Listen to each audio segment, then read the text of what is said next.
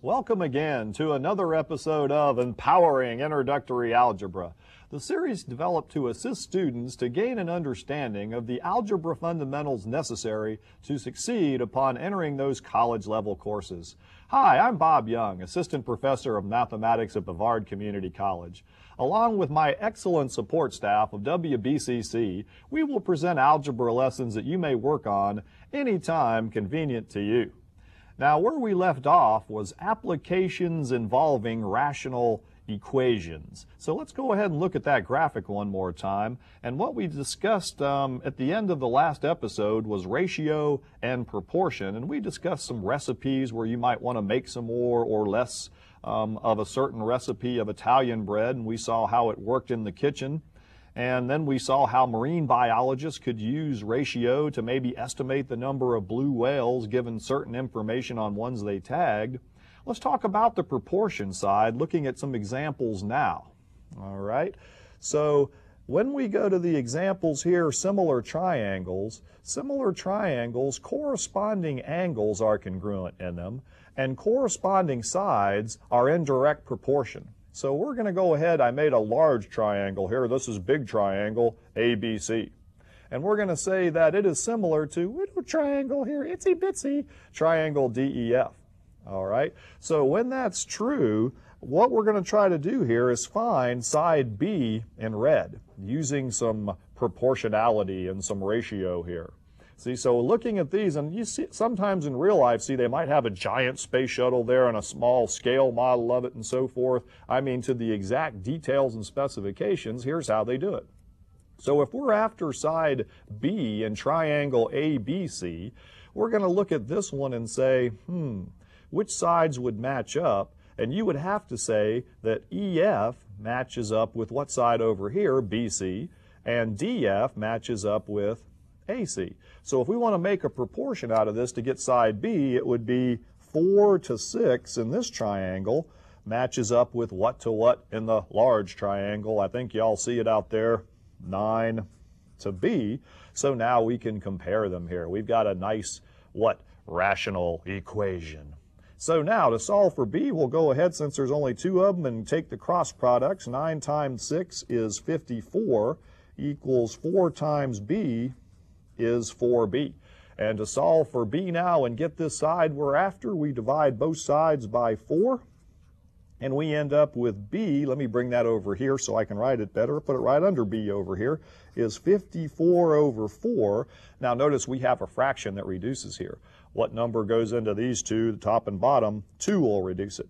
So 2 goes into 54 27 times, 2 goes into 4 twice, and we end up with 27 over 2, which we could also, if we wanted to call that, it could be 13 1/2. So side B would be that relationship. And then we could also find side C if we were after it. Now look at these two triangles. If we were after C in green here, we could say that looking at the smaller triangle, we could say 4 to 5 in the smaller one equals what to what in the larger one? Well, 4 matches up with a 9, 5 matches up with a C. See, so there's all kinds of interesting uses here. So we could cross multiply real quick here. 4 times C is 4C. 9 times 5 is 45. And then we could divide both sides by 4. So side C would be about, 11 1/4 if we were after this side. So now we have them in direct proportion. So just another use of rational equations. Now, the next one we're going to talk about is distance. Okay, so the distance formula here, rate, how fast, times time, how long, always equals distance, how far. Now, before we do this example, did y'all ever think of how the airlines use this in estimating time of arrival? Well, they know how fast the plane usually goes, and they know the distance. Let's say you're going from Melbourne to Boston. They know the distance, so they can get the time by dividing the distance by the rate. So that's how they estimate time of arrivals at your airport. Well, when they're not have any delays or anything, you know how that goes. But anyway, just an example out there. Now let's look at this one. Joe drives his truck 20 miles an hour faster than Jane drives her car. All right, this is not meant to be sexist out there, fellas. All right, while Jane travels 60 miles, Joe travels 80 miles. And we want to find their speeds. All right, so whenever I teach distance here, I'm going to go ahead and set up a chart. R times T equals D. And who are we comparing in this problem? Well, they always have two comparisons on these type problems. So we'll go ahead and put Joe first, since he comes first in the problem here, and then Jane. Now, what do we know? Do we know how fast they're both going? Well, not really. We know that Joe's going 20 miles an hour faster than Jane. So what we're going to have to do here is use our power of algebra. We're going to have to assign some variables in this problem. So we'll let Jane's rate or speed be x, and then Joe would be what? X plus 20, right. Now, what else do we know in the problem here? It says while Jane travels 60 miles, Joe travels 80. So for distance over here, we'll go ahead and put, all right, Joe's 80 and Jane is 60. And that kind of makes sense out there, doesn't it? Because if Joe is going faster than Jane, well, he ought to be going what? Farther. All right. Now, Young, there seems to be a hole here in my chart. How am I going to find their speeds with this big hole there? And this goes back to formulas, which we're going to talk about later on as well, but we've already discussed them. If we know that R times T equals D, what if I want to solve this equation for T here? I want to get T by itself. I would have to divide both sides by R, wouldn't I? So the time would be distance divided by rate. All right, so since I've got a hole here, they'll usually give you two of the three categories to get the other. So what we're going to do to get the time is we're going to say Joe's time then would be his distance 80 divided by his rate, x plus 20. And we talked about how that's the time the airports estimate the plane's time of arrival. They do the same thing. They take distance divided by rate. Jane's time then would be 60 over x. So it appears we've got our chart filled in, but now how do I get to that equation in disguise that you've always told me word problems are, Young? Well, what we're having to look at here, it says that Jane and Joe really are traveling the same amount of time. All right, so what we're going to do here is we're going to take the times and set them equal here. So let me get a piece of paper here and run it out of room, and we're going to take and set 80 over x plus 20 equal to 60 over x. So look familiar here. Yes, we have what? A rational equation. All right. So now we can cross multiply here. 80 times x is 80x. We want to solve for x. Equals 60 times x plus 20. Now, you know what we're going to have to do with the 60 and x plus 20? There's that distributive property, the most important property in algebra, just about. So we'll go ahead and distribute. So we'll end up with 60x plus 60 times 20 is 1200 equals 80x. And to solve for x, we have to get the variables all together. So we'll take the 60x to the left. How? Right, by subtracting.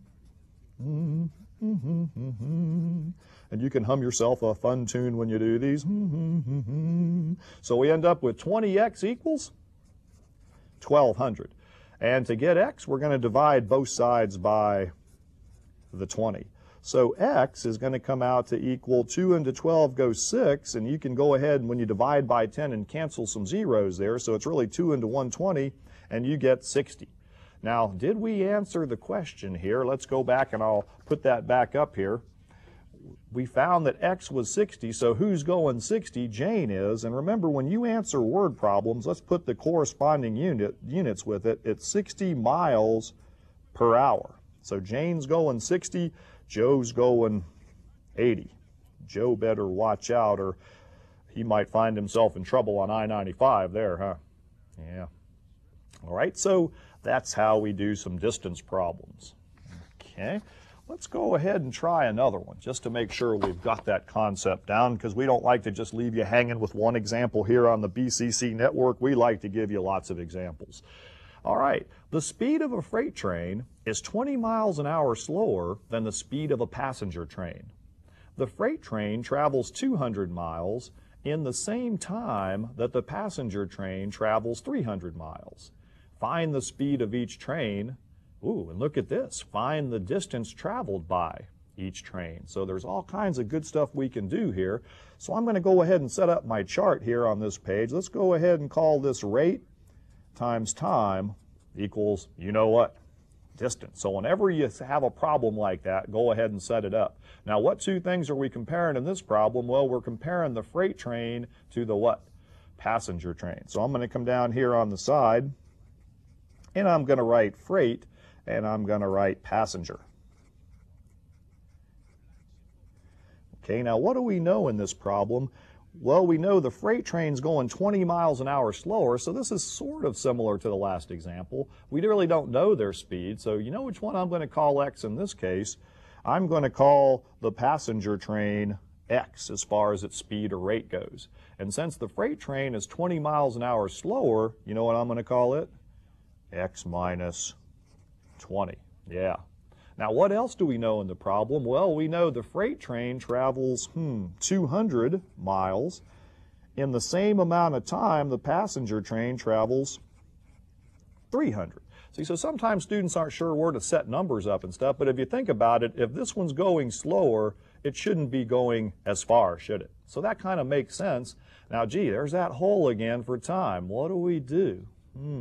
Yeah, we learned on the last example that the t, if we want to solve in this equation to get it by itself, is going to be the distance divided by the rate. So the freight train's time would be 200 divided by x minus 20, while the passenger train would be 300 divided by x. So we've got our chart all set up. Oh boy, life is good. Now, Young, what do I do with all this again? Now, notice there are some key things in this problem and key wording, and here's one that really stuck out in my mind. In the same time. So when you see this in word problem context, that means, I wonder what I'm going to do with these times here. You know, that translates to these guys are equal, don't you?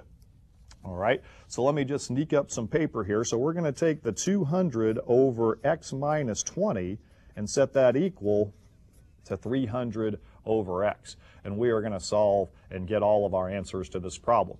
All righty, so again, we're going to cross multiply 200 times x is 200x equals 300 times x minus 20 would be written in this manner.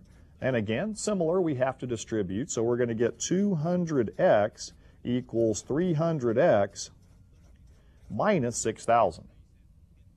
Okay. Now, how did you multiply that so quick, Young? Oh, it's because you're the math teacher. You can do that stuff in your head. Well, it's not really that much rocket science. If you take 300 times 20, 3 times 2 is 6, with how many zeros? Boop, 3. Yeah, so it's not that bad. Now, let's get the x's together. So we'll bring the 300x over, letters left, by subtracting it from both sides. So whenever we're solving for just one variable, letters left, numbers right. So we end up with negative 100x equals negative 6,000.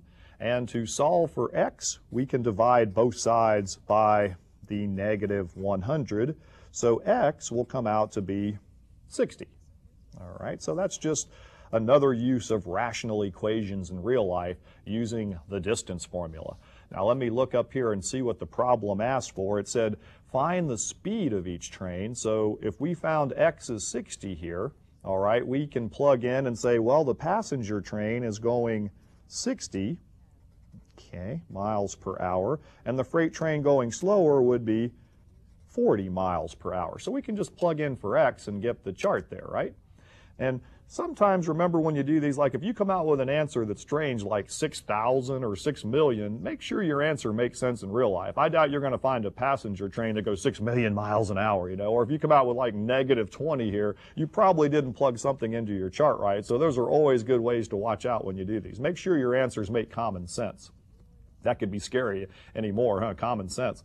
Find the distance traveled by each train. Well, gee, we were given that, so we knew the distances here. Now, if we wanted to get the time the trains were going, we could take this 60 and plug it in here, And what would we get? We would get the time as 200 over 60 minus 20 is 40. So it looks like those trains would be going, or 60 here would be going 5 hours because they both traveled the same amount of time. Okay, now let's go back to the graphic here real quick. And let's look at number 3, the work principle. The work principle, applications involving rational expressions here. And let me talk to the audience here real quick. Now, have you ever worked with somebody that you can do a job in 3 hours and it takes them 6 or 7 hours? I mean, who hasn't? You know, or you might work with somebody and usually that person gets paid more than you too. You know, so that's really bad. But boy, there is a real good use for rational equations, and it's called the work principle. So let me go to that on the examples, and we'll show you what it means here. All right.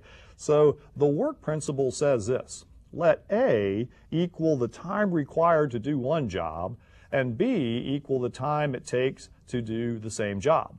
All right. T equals the time it takes both working together to do the one job. So what the work principle says, and there's a couple different ways you can write it, you can write T over A plus T over B equals one job, the time it takes the first plus the time it takes divided by the second to do one job. Or you can say 1 over A plus 1 over B equals 1 over T. Now some of you out there might be going, Young, I'm not quite clear on that. I mean, I don't see where that's working real well. So if you're a boss out there, boy, listen up. This is great for you bosses out there in the audience. All right, here's an example, and I'll show you how it fits. Kelly and Kim want to paint a chair. All right, Kelly can do it in 4 hours, while Kim can do it in 5 hours. How long will it take them working together? All right, so let's go ahead and write down the information here. So Kelly, the word problem says there, can do the job in what? 4 hours. And what? Kim takes a little longer. Now, I don't know if Kelly's a better painter or faster. Maybe Kim does a better job. Who knows? Or maybe they're doing the exact same work here. Now, how long will it take both? That's what the question says. If it takes Kelly 4 by herself, Kim, and you will be amazed at the answers. Like, you might have some construction guys out there. You know that one crew might take 4 hours to do a job and another crew might take 5 hours, and you needed that job done pronto. You have to put both crews on it. How long would it take? All right, so we're going to call both X hours. That's what we're going to call it. Now, we're not really comparing apples with apples here, so we're going to go ahead. Whenever I have problems involving work, I like to get everything in terms of the same thing. So I'm going to say, how about in 1 hour? All right? So if Kelly takes 4 hours by herself to do the whole job, what fractional part of the job could she do in 1 hour? And y'all might say, okay, well, that's 1/4. Kelly could do 1/4 of the job in 1 hour. How about Kim? Well, if Kim takes 5 hours to do the entire job, then the fractional part she could do in one would be 1/5. All right? Now, but we're combining. We're having Kelly and Kim work together. We're combining their efforts now in math. You know what symbol that is? That's a plus symbol. So we're going to combine Kelly and Kim, and we're going to set them equal to the amount of time it takes both. Now remember, this is going to come out a number, so we have to be consistent here. We're going to put 1 over X. So bosses out there, if you know how long it takes certain individuals or crews to do things, now we can say exactly how long it will take them both working together. And this even works if there's more than 2. I mean, there could be 3, 4, 5, and you could keep setting up that same premise. All right, a rational equation in real life? So how do you solve rational equations? What's the common denominator? Now there's more than 2 things here, so we just can't cross multiply. So we're going to go ahead and multiply that equation through by 20x. So I'm going to sneak a 20x in here on both sides. So let me go ahead and get another sheet of paper here, and I will sneak this in here. All right, so we're going to take the 20x over 1 times the 1/4. All right, so we're going to multiply that 20x through here, plus 20x over 1 times 1/5, and we're going to set that equal to the 20x over 1 times the 1 over x. So we know that if we run that 20x through, it'll eliminate all those fractions, and we can figure out how long it takes both to do. And this one's not bad at all, because when we get out the chop, chop, we end up with 4 goes into 4 once, into 20 5 times. 5x times 1, 5x. Plus 5 goes into 20 4 times. 4x times 1 is 4x, equals, over here the x's cancel out, we end up with 20. All right, so collecting like terms, we get 9x is 20. Dividing both sides by 9, we end up with a final answer of x equals 29. So we're dividing bottom into top, 2 and 2/9 hours. So isn't that something? It took Kelly 4 by herself, took Kim 5 by herself, but working together, they can do it in almost half the time of what it takes Kelly, a little over half the time, 2 and 2/9 hours. All right, boy, and you would be amazed, bosses out there, if you know one crew takes 8 hours and one crew takes 10 hours, boy, some of the things that'll come out with this. So these are really good rational equation examples. All right, let's try one last example on the work principle here. All righty. Well, I see a lot of guys out here. We're doing these episodes in the summer, and I just never stop cutting my yard. I wish I had help here, so here we go.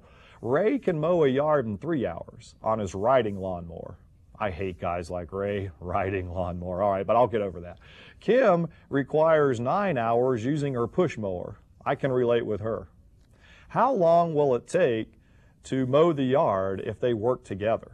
All right, so this has a familiar format here. So we're going to come down here and say, all right, Ray riding Ray, we'll call him, can do it in 3 hours, mowing the yard. All right, Kim pushing, poor Kim. That's what I've got there, the old push mower, but that's all right. Takes 9 hours. So we want to see, maybe this is a pretty big lot. It takes her all day. Oh my gosh, that must be some monstrous thing there they're mowing there. And then we'll go ahead and put both equals X hours. All right, so again, we're comparing all of these different number of hours together. Let's get it in terms of in 1 hour, and we can compare them better. So how long does it take Ray to do it, and what fractional part of the job could Ray do in 1 hour if it takes him 3 to do the whole job? Right, 1/3. Kim takes her 9 hours. What fractional part could she do in 1 hour? 1/9. And we're going to combine their efforts to get their total time working together. We'll call 1 over x. Now be careful and don't just put x here, because remember, the fractional times you must stay consistent with. All right, common denominator, 3, 9, and x, and the least common denominator would be 9x. So we'll go ahead and multiply the 9x on this one here. So 3 goes into 9x how many times? I'll just kind of run ahead and distribute so I can keep this all on one page here. That'll be 3x. 3x times 1 is 3x. Plus, on the 9x times 1/9, the 9's will chop out, leaving you with plus x equals, and if I multiply both sides, which I must, by 9x, the x's cancel here, leaving me with 9. So again, boy, multiplying through by that common denominator can actually use some of this stuff in real life. What is going on here, young? This is getting incredible, the power I'm feeling in algebra here. So we end up with 4x, collecting like terms, equals 9. Dividing both sides by 4, we get x is 9/4 hours. Now 9/4 hours seems kind of strange, doesn't it? Yeah, so we'll go ahead and divide the bottom into the top, and we'll put 2 1/4 hours. 2 1/4 hours there. All right, so again, boy, they can really do that job quickly there. Ray could have done it pretty fast anyway with that mower, but you would think if he could do it in 3 hours by himself with another person helping him, it will always take less time than the smallest amount. So make sure, again, they make sense when you do them. What do you think? That's good. All right, so let's go back to some graphics now here.